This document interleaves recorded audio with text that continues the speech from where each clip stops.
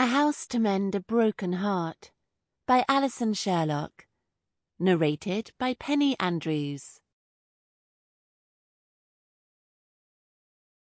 Chapter 1. Oh, God. She'd killed her boss with her complete and utter incompetence. Annie Rogers took a deep breath.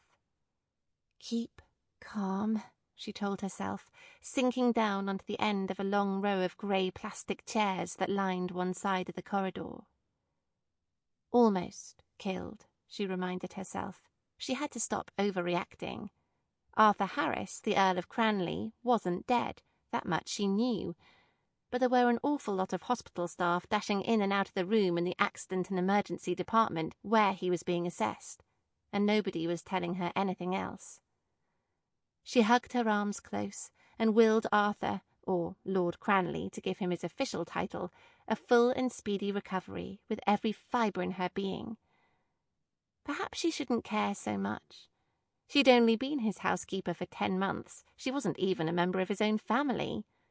His closest relative, his grandson Will, was on his way to the hospital right at that moment.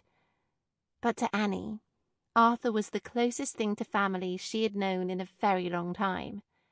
She cared greatly about the 75-year-old man whom she had enjoyed taking care of.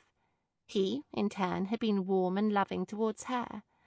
So much so that he had become her surrogate grandfather as opposed to just the lord of the stately home where she worked.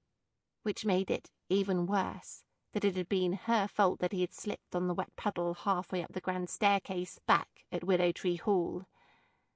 It was the same puddle that gathered every time it rained due to the leaking roof, the same leak that she should have remembered to place a bucket underneath before the Earl came downstairs for his breakfast, and it had rained so heavily overnight.